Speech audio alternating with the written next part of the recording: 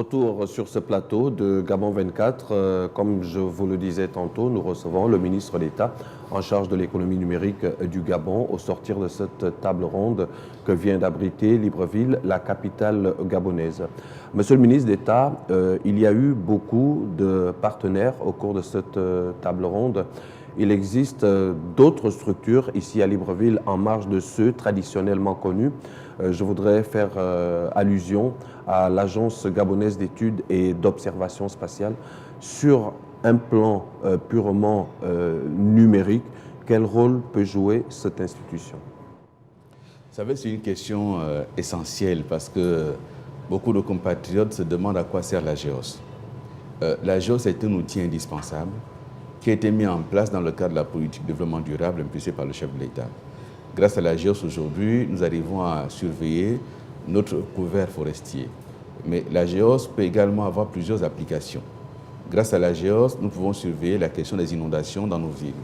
Grâce à la GEOS, on peut contrôler également la question de la pêche sur nos côtes. Grâce à la GEOS, nous pouvons également contrôler, mais en fonction des dispositions qu'on met en place, jusqu'à la teneur du sol. Quel est l'espace de notre pays qui est le mieux approprié pour telle ou telle culture? Quel est l'espace qui est approprié pour tel ou tel type d'activité?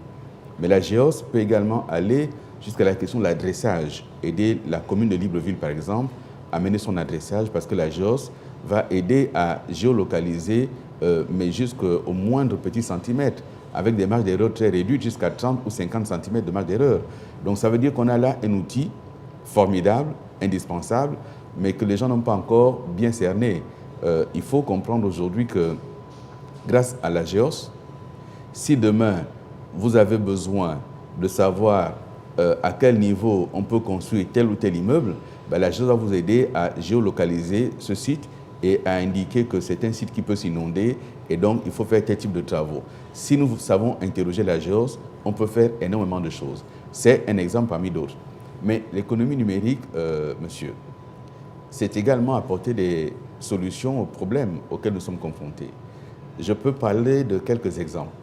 Aujourd'hui, il y a des déperditions de recettes liées au fait qu'on n'arrive pas forcément à faire entrer les bonnes ressources.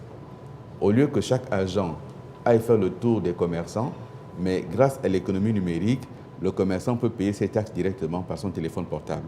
Exactement comme on paye notre facture SEG, comme on peut payer notre abonnement Canal, on peut également aujourd'hui payer notre taxe d'habitation, on peut aujourd'hui payer notre patente depuis notre téléphone portable. Donc il y a un gain de temps, il y a moins de déperdition de ressources et on aura moins de gens à employer pour aller faire ce travail, ils pourront être employés à autre chose. De même qu'on peut dématérialiser notre administration et faire en sorte que demain, le e-tax puisse être une réalité, ça a commencé, mais on peut l'étendre à tout le secteur concernant la collecte des impôts, par exemple, ou les douanes. Donc tout ceci, ça fait partie de l'économie numérique, tout comme la question de l'enseignement à distance, ou de la médecine à distance, ou de l'information s'agissant de la santé. Donc toutes ces questions sont essentielles et sont à la disposition des pouvoirs publics, à la disposition des populations.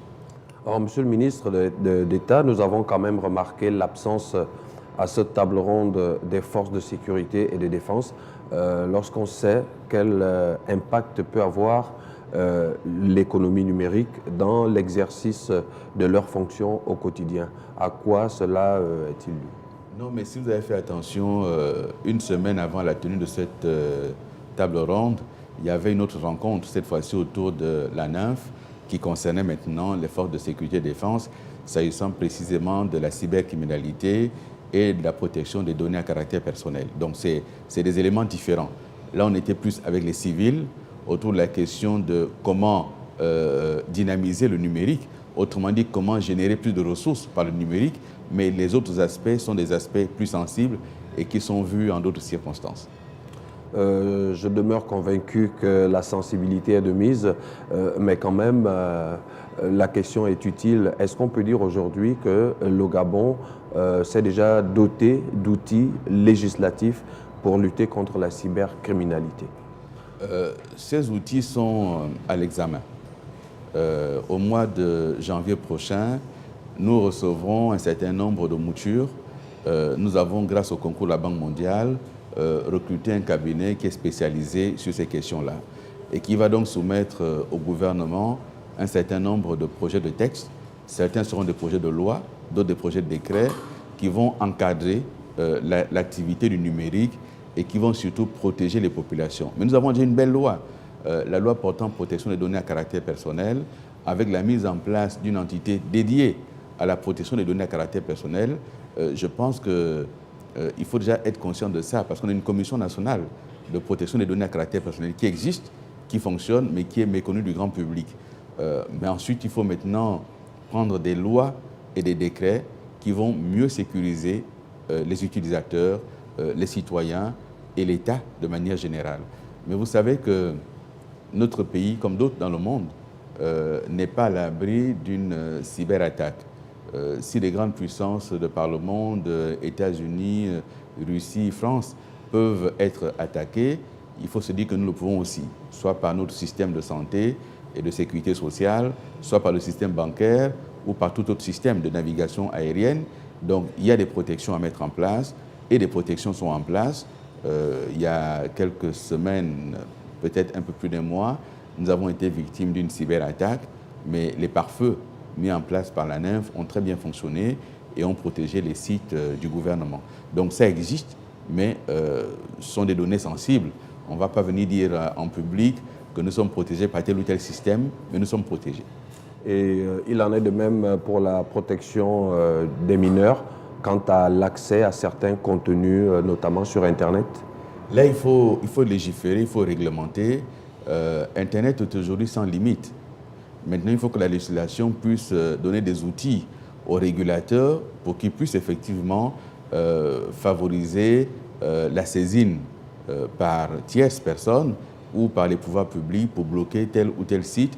Ça peut être des sites effectivement interdits aux mineurs, tout comme ça peut être des sites dangereux, de propagande haineuse ou djihadiste. Oui, il y a cet aspect, mais voyez-vous, vous évoquez un sujet sur lequel nous avons été interpellés à plusieurs reprises et à des niveaux différents, et même à des niveaux très élevés. La question des réseaux sociaux et de toute la propagande négative qui se fait sur les réseaux sociaux, tout le flot de haine qui se distille sur ces réseaux sociaux, oui, nous sommes en train d'y travailler. Nous sommes en train de travailler à mettre en place des textes qui vont demain faire en sorte que celui qui est diffamé sur les réseaux sociaux soit capable d'interpeller le fournisseur d'accès ou alors celui qui a développé le moteur pour bloquer ce qui est fait. Alors, Monsieur le ministre, nous avons vu la présence de l'ARCEP qui est le régulateur de cet écosystème de l'environnement numérique. Et là, je voudrais faire allusion au consommateur final qui est le citoyen lambda. Est-ce que des questions ont été abordées dans ce sens? Parce qu'aujourd'hui, pour ne parler que de la seule téléphonie mobile, plusieurs usagers se plaignent encore des coûts.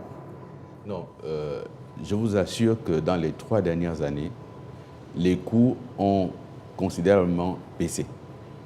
Mais il faut aussi savoir que les coûts, c'est aussi fonction de l'utilisation et fonction des technologies.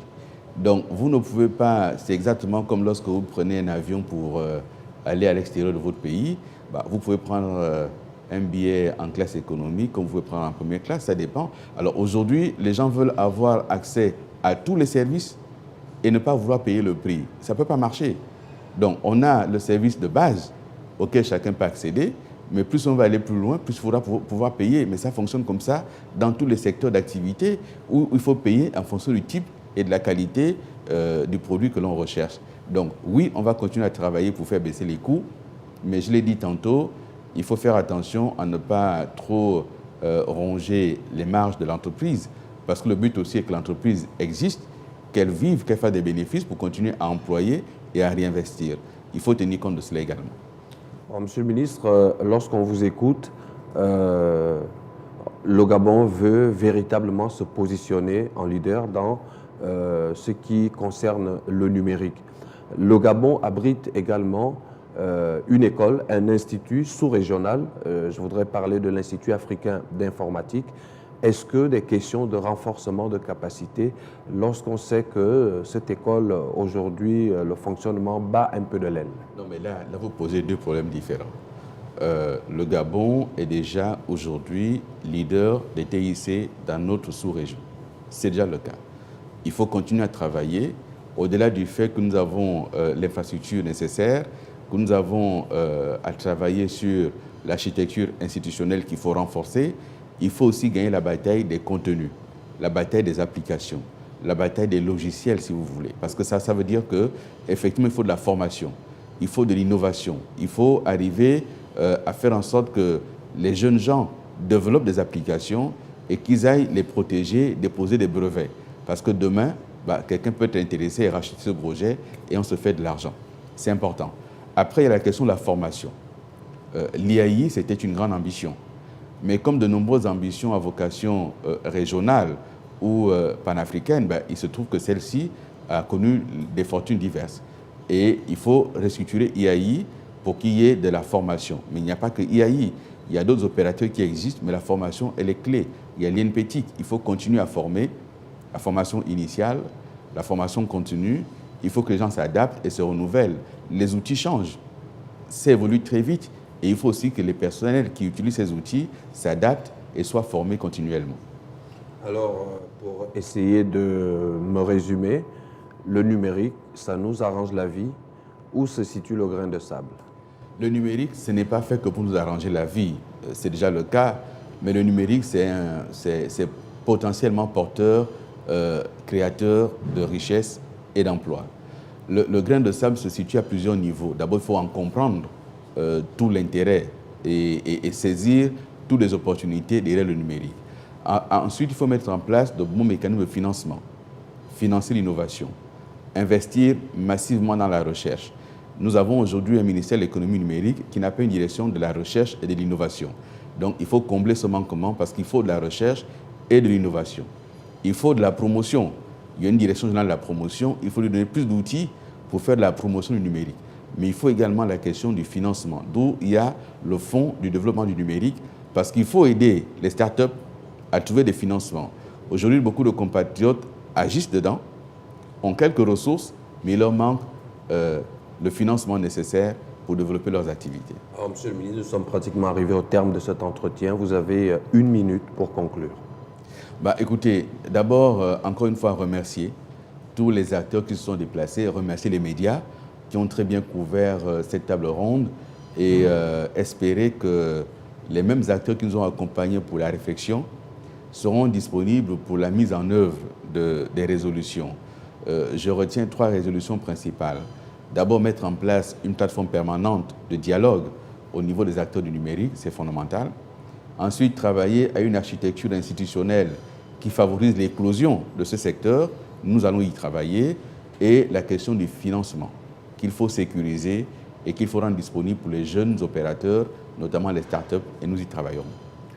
C'est la fin de cet entretien. Merci d'avoir été avec nous. Restez sur Gabon 24, l'information se poursuit.